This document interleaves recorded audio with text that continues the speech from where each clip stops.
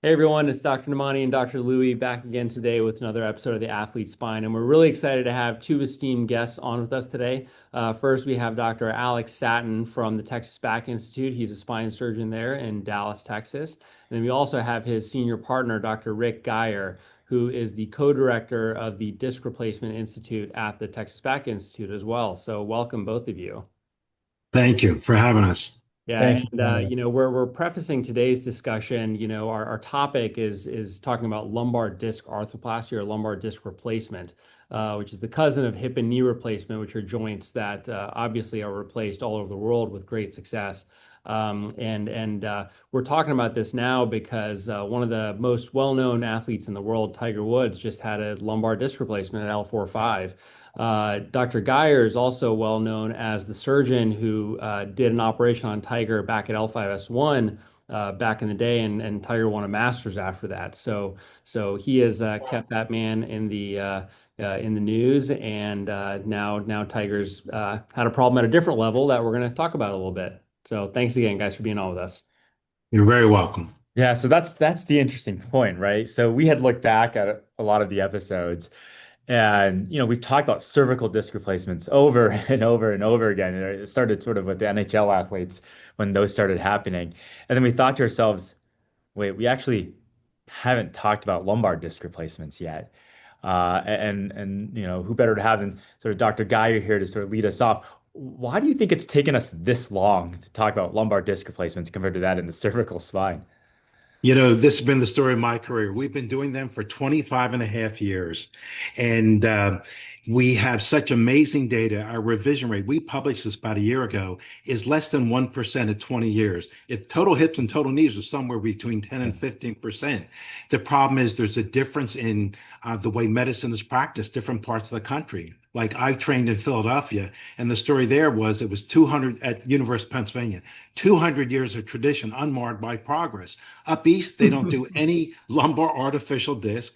In the Southwest, we do a lot. And of course, in Southern California, they do a lot. And, part of it has to do with the economics and getting insurance approval, which has been a slow thing.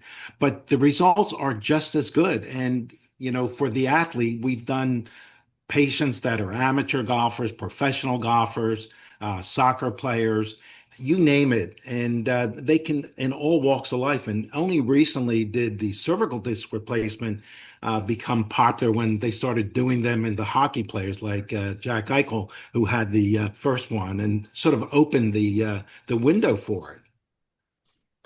So this is a question for both of you. All of us are athletes in some way, shape, or form, right? Whether we're a professional athlete or, like Dr. Louis, who can barely tie his shoes, but he still likes to call himself an On a good athlete. day, on a good day. So, what are your guys' indications for a lumbar disc replacement? Who is kind of the ideal patient for that? Alex, you want to take a shot or you want me to do it? I mean, it's primarily patients with discogenic low back pain. And not to go back to your original question, I think part of the reason why there's so much talk of cervical arthroplasty is because, as we've discussed before, the indications for cervical arthroplasty are very different. And so most of your patients that you're considering lumbar arthroplasty for are people with chronic low back pain, that you've isolated the disc as the primary source. Obviously, I saw a patient last week who's, golf professional, low back pain, has a degenerative disc, but he also has a really large facet-mediated component. And so, because of how sometimes, the patient selection is so key with lumbar disc replacement, it's really those patients who have chronic disabling low back pain that you've isolated the disc as the primary source. The one exception to that is I think it's a really great operation for people with recurrent disc herniations, Mhm. as well as foraminal stenosis, because you are able to get that restoration of foraminal height there. And so, traditionally it's patients with low back pain, but you are able to take care of, patients with a radiculopathy component as well. Although sometimes insurance company will sometimes push back on that. And so really it's those patients. So I think just to expound on what Alex just said, these are not people that just have 6 months of low back pain. They have low back pain for years and years, Hmm. and they gradually give up one activity after another and another. And what I try to do is to get an idea of what their life used to be like before they started having back problems and what their expectations are, where they want to go. And basically, I say, what do you like when you get out of bed in the morning? If you just jump out of bed and you jump in the shower, that's not the case for most patients that need disc replacement. They say, I get out, it takes me a while to get moving. I can't play with the kids. I can't bend over. Sports, I gave up weightlifting. I gave up this. I gave up that. And so it really comes down to, if it's a 30 or 40-year-old and they say they've given up everything, I say, well, can you live that way the rest of your life? If they say yes, then they're not a candidate for disc replacement. If they say no and they say, I really want to get back, I want to be able to play with my kids, I want to get back to golfing, I want to get back to, doing whatever, sport they wanted to do. And, if you choose your patients, well, the most important thing is selection, selection, selection. Yeah. And it's a great operation, in the proper patient. Yeah, and those are really good points. And if we bring it back to Tiger, right? So he had this L5-S1 fusion, 8 years ago. Um, and he was able to come back, a little over a year and win that 2019 Masters. And granted, he has had several operations before then, and he had similar symptoms, and he had a fusion, right? So, you know, what's the difference if someone can have a fusion and come back to those activities versus a disc replacement? And what are the different features Well, that you look at in these patients? again, it's a matter of selection. And obviously, you want to make sure if they've had multiple surgeries in the past, the facet joint is okay. If the facet joint's been compromised, then you can't do a disc replacement. The other thing you consider is the activity level. For example, they used to, it used to be hockey players have tremendous forces. Well, golfers have tremendous swings. But I've operated on a lot of golfers, a lot of amateur golfers and some professional golfers, and they do fine. It's a matter of getting the proper rehab and having a little bit of luck with your genetics and not being, programmed that you're going to get terrible degenerative disease throughout. And, making sure that they have a core that is like made out of steel by the time the rehab. It's really interesting to think about that because we were actually having this discussion, before a couple days ago, thinking about the biomechanics of the disc replacement devices themselves and what sort of forces they have to withstand, and obviously as we think about golfers, as you were mentioning, there's a lot of side bending, there's a lot of shear, there's a lot of rotational forces on those implants. So how do you worry that the disc replacements are going to have a problem in athletes that are subjected to these sorts of extreme Well, forces? we know that some patients will develop some facet changes or degeneration of facets, but we rarely have to go back and operate on them. They'll do facet injections or burning the nerves called the radiofrequency ablation. So yes, I mean it's something that we'll always think about, and you know, but that's why they have to be rehab really well. And they also can change the mechanics of their swing as well. So use a little more of the chest rather than swinging at the hips. That's really going to torque their lower levels. Well, I think with the fixed core prosthesis, you have initial fixation with the lumbar disc replacements. Both devices have the option for a keel. And so you get great initial fixation. And then really with a ball and socket type joint, we really had good stability. And, you apply a similar concept to the cervical spine, which in a lot of instances, you're seeing even more range of motion with flexion extension and side bending. And so, I think that obviously, and it's not the first time we've said it, it probably won't be the last time. It's really patient selection. And so, I always tell patients a good arthroplasty is better than a good fusion, a bad disc replacement, and you can define that by a million things. Poor bone density. Do you have a large facet mediated component? Is access going to be an issue?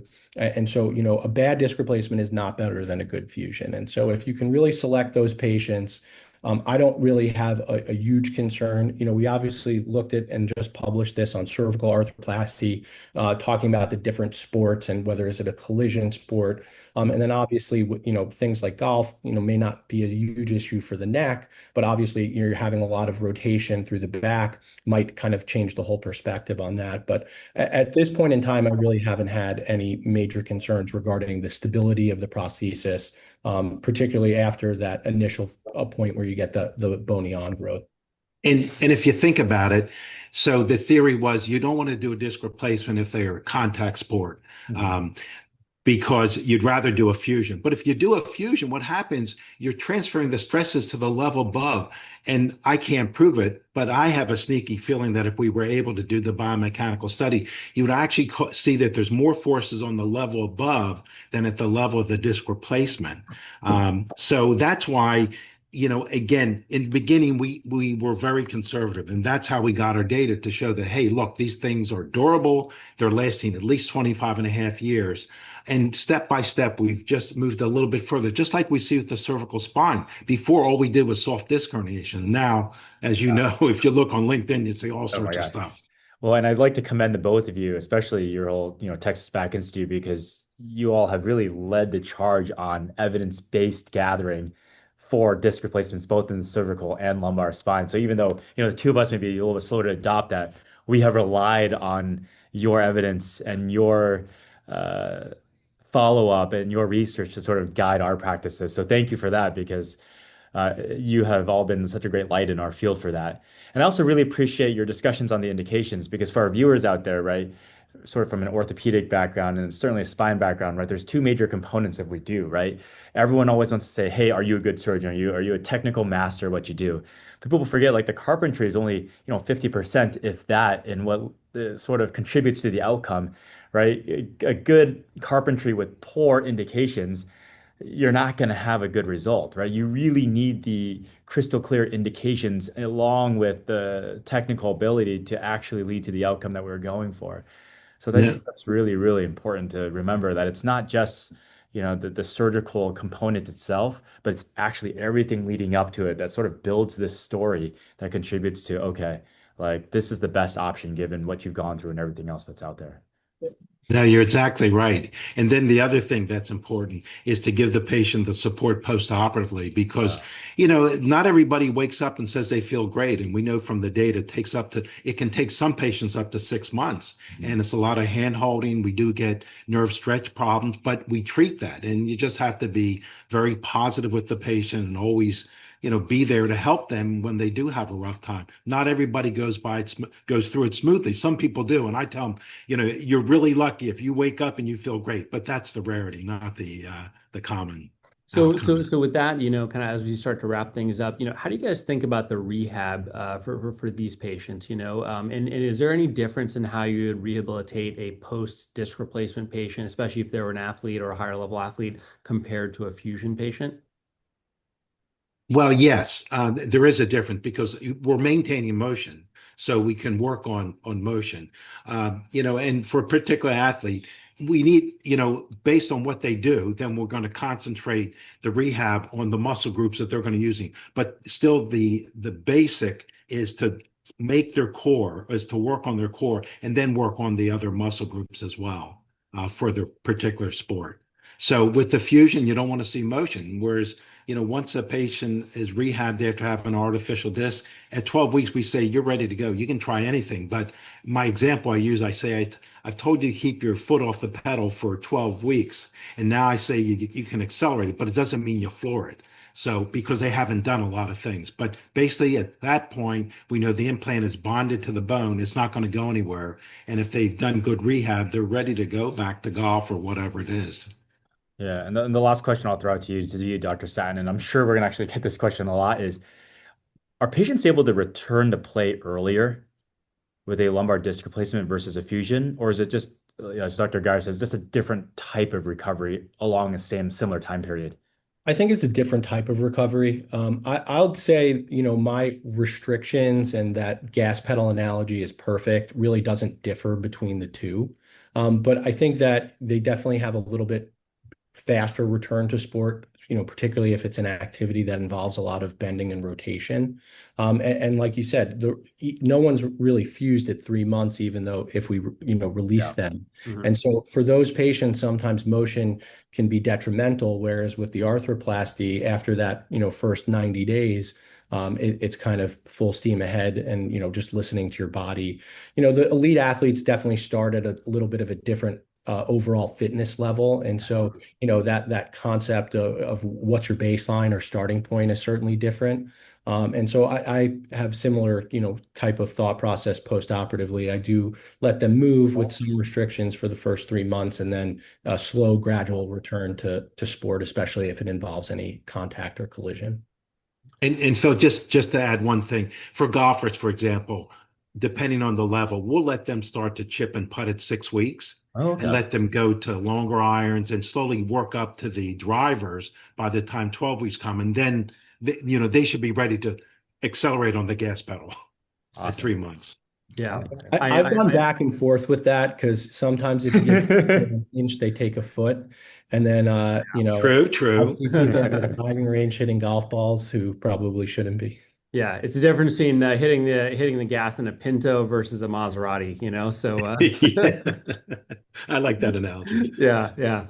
Well, this has been awesome. This is really probably a topic we could talk for hours and hours upon. So we may have to do a part two of this at some point, to really get into some of the details and everything. But I really just want to say thank you guys both so much for coming on. You guys really are at the center that is really leads our field, in this area in the country for sure, if not the world. And so we're really happy to have you guys on to teach us a little bit about this. So thank you so much.